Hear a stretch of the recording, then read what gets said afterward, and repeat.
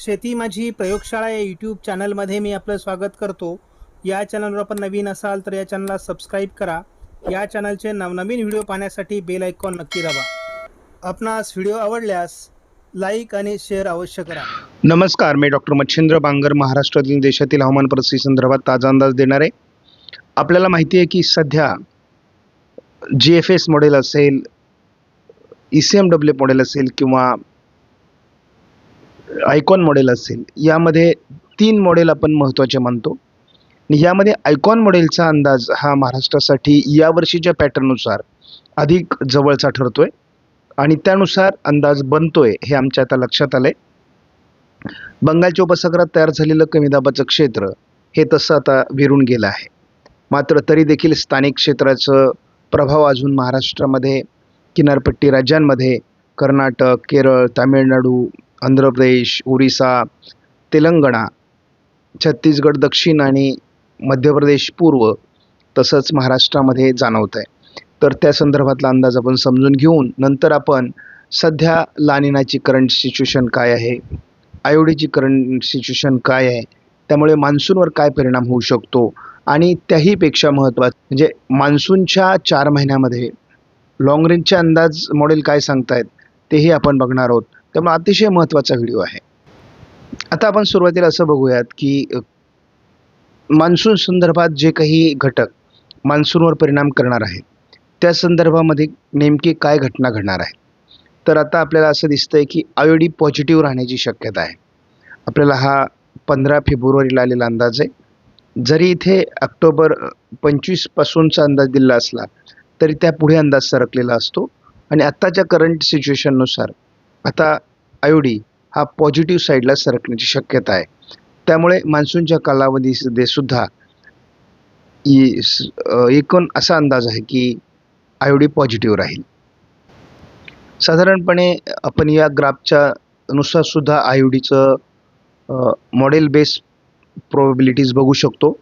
यामध्ये जानेवारी 26ला साधारणपणे सिच्युएशन दाखवलेली आहे. फेब्रुवारी, मार्च, एप्रिल, मे, जून आणि जुलैपर्यंतचा अंदाज आहे. तर यामध्ये असं आपल्याला स्पष्ट दिसतंय की लाल कलरमध्ये जो आयोडी दाखवण्यात आलेला आहे तो पॉझिटिव्ह आहे आणि आपल्याला पॉझिटिव्ह आयोडी प्रत्येक ठिकाणी पुढे पुढे वाढत जाण्याची शक्यता आहे. आत्ता सध्या आपण जर फेब्रुवारीमध्ये आहोत तर सध्या न्यूट्रल कंडिशनमध्ये आयोडी आहे. पुढे पुढे जसं आपण मार्चकडे जाऊ तेव्हा आयोडी पॉझिटिव्ह होणार आहे, एप्रिलमध्ये पॉझिटिव्ह होणार आहे, थोडा मेमध्ये तो डाऊन फॉलकडे येतो आहे, परंतु पुन्हा जूनमध्ये तो पॉझिटिव्ह होणार आहे आणि जुलैमध्ये सुद्धा आयोडी जवळपास 40% जवळपास पॉझिटिव्ह असणार आहे आणि त्यामुळे आपल्याला मान्सूनसाठी ही सकारात्मक गोष्ट आहे. आपण जसं एल निनोविषयी खूप बोलतो परंतु आयोडीविषयी फार कमी चर्चा आपल्याला हवामान अंदाज सांगताना ऐकायला मिळते. तर या ठिकाणी मॉडेल प्रिडिक्शननुसार आपल्याला असं दिसतंय की आयोडी फ्रॉम फेब्रुवारीपासून म्हणजे आपल्याला पॉझिटिव्ह साईडला सरकताना दिसतोय आणि या ठिकाणी आयोडीमध्ये सुद्धा अनेक घटक समाविष्टित असतात आणि त्यामध्ये आपल्याला तसं दिसतंय की आयोडीचा जो मुख्य प्रभाव आहे तो पॉझिटिव्ह साईडला सरकण्याची शक्यता आहे. म्हणजे जरी एल निनो हा निगेटिव्ह साईडला असला तरी देखील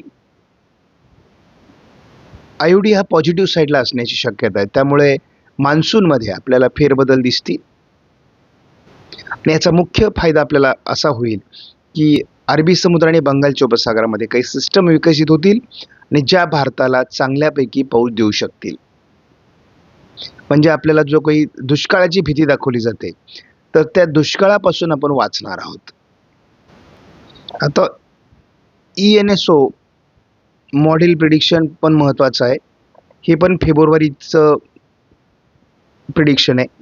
आपण बघतो की आपल्याला अनेक घटक या ठिकाणी दिसतात आणि या घटकांमध्ये देखील काही घटक निगेटिव्ह तर काही घटक हे पॉझिटिव्ह आहेत आणि यामध्ये आपल्याला असं दिसतंय की निनो 3.4 काय रोल करतो या सगळ्या मान्सून सिच्युएशनमध्ये हे आपल्यासाठी महत्त्वाचं असणार आहे.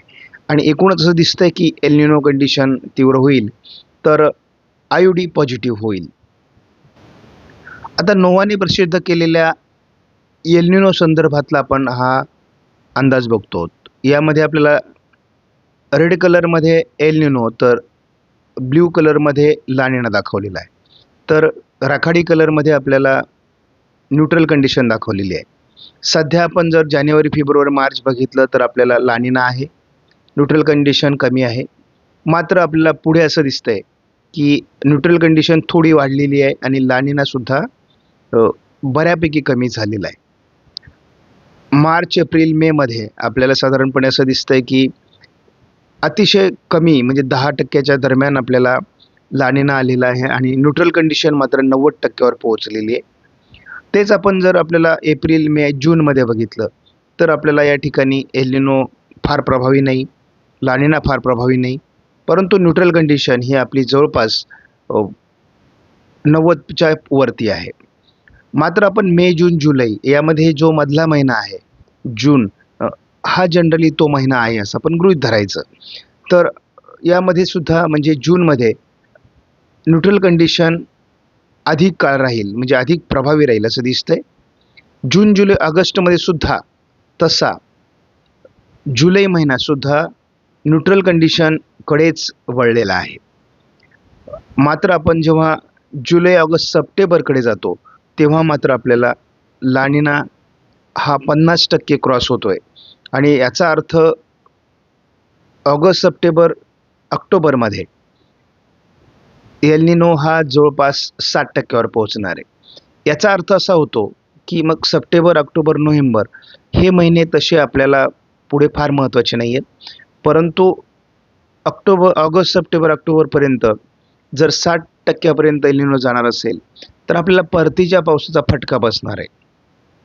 परंतु असं आहे की बंगालच्या उपसागरामध्ये आणि अरबी समुद्रामध्ये जर या दरम्यानच्या काळात काही सिस्टम तयार झाल्या तर, कारण हा जो एल निनो संदर्भातला अंदाज आहे हा जगासाठी आहे, पण आपण फक्त भारतासाठी विचार करतो आणि त्यातही महाराष्ट्रासाठी विचार करतो.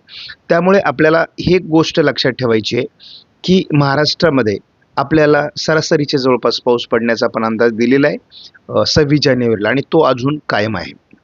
त्यानंतर भारतामध्ये मात्र सरासरीच्या कमी पाऊस पडण्याचा आपण अंदाज दिला आहे आणि त्याही अंदाजावर अजून तरी आपण ठाम आहोत. आता आपण हीच बाब इंटरनॅशनल रिसर्च इन्स्टिट्यूटच्या ENSOमध्ये जर बघितली तर यांचं म्हणणं काय आहे, तर फेब्रुवारी, मार्च, एप्रिलमध्ये त्यांनी न्यूट्रल कंडिशन दाखवलेली आहे. मार्च, एप्रिल, मेमध्ये न्यूट्रल कंडिशन दाखवलेली आहे. एप्रिल, मे, जूनमध्ये न्यूट्रल कंडिशन प्रभावी दाखवलेली आहे. मात्र पुन्हा मे, जून, जुलै या ठिकाणी जून महत्त्वाचं आहे आणि इथे जवळपास 60% एल निनो दाखवण्यात आलेला आहे, जो आपल्याला नोआने कमी दाखवलेला होता. आता जून, जुलै, ऑगस्टमध्ये मात्र त्याच पद्धतीचा एल निनो आहे आणि जून, जुलै, ऑगस्टमध्ये सुद्धा 60% एल निनो आहे. ऑगस्ट, सप्टेंबर, ऑक्टोबरमध्ये देखील 60% एल निनो आहे.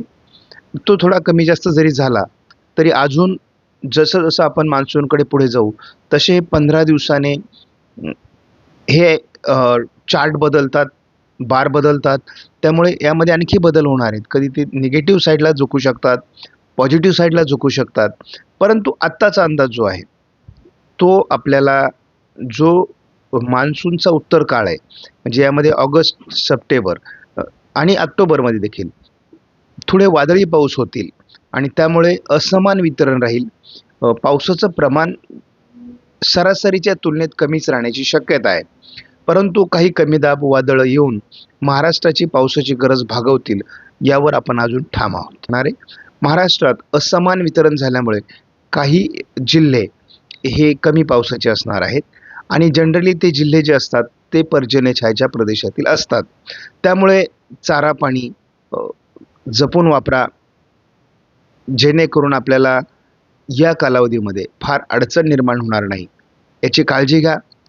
लांब पल्ल्याचा अंदाज बघण्याकरता फक्त एकच मॉडेल घेणार आहोत, SIPS एकमेव मॉडेल घेणार आहोत आणि यामध्ये आपण बघणार आहोत की साधारण पुढचा मान्सून सहित पाऊस कसा असणार आहे. मान्सून पूर्वमध्ये आपल्याला मे महिना महत्त्वाचा आहे. यामध्ये पूर्व विदर्भासहित मराठवाडा आणि पश्चिम महाराष्ट्रात पाऊस चांगला पडेल. उत्तर महाराष्ट्रात मेमध्ये पावसाची घट असण्याची शक्यता आहे, उत्तर कोकणासहित.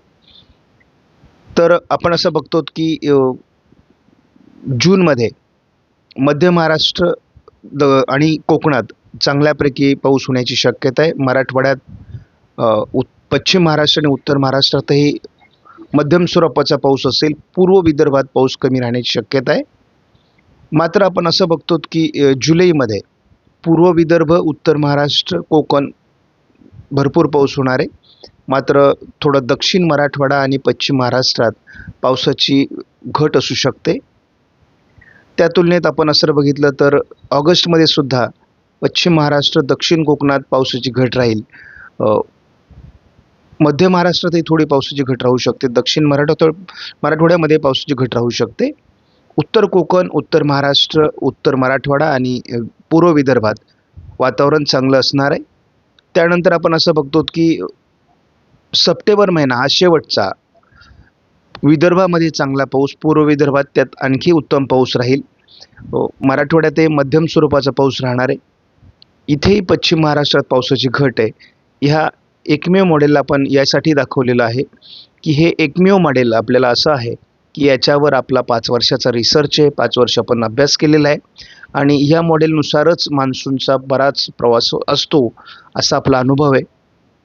त्यामुळे महाराष्ट्रात चांगला पाऊस होईल. आपण हा महाराष्ट्राचा अंदाज बघतानाही बघितलं की आपल्याला गुजरात, राजस्थान, अगदी उत्तर भारत, दक्षिण भारतात आपण पुन्हा जर मागे सरकलो तर आपल्या लक्षात येईल की राजस्थानमध्ये, पंजाब, हरियाणा, दिल्लीमध्ये, त्यानंतर दक्षिणेतील सर्व राज्यांमध्ये मान्सून कालावधीमध्ये पाऊस कमी होतो आहे. म्हणजे दक्षिण भारत, पूर्व भारत, उत्तर भारतामध्ये काही राज्ये दुष्काळी असणार आहेत. हे लक्षात घ्या. त्यामुळे आपल्याला हा अंदाज महत्त्वाचा आहे. आपण आज व्हिडिओमधील माहिती महत्त्वपूर्ण वाटल्यास लाईक करा, शेअर करा, चॅनलला सबस्क्राईब करा. धन्यवाद. जय हिंद, जय महाराष्ट्र, जय बळीराजा.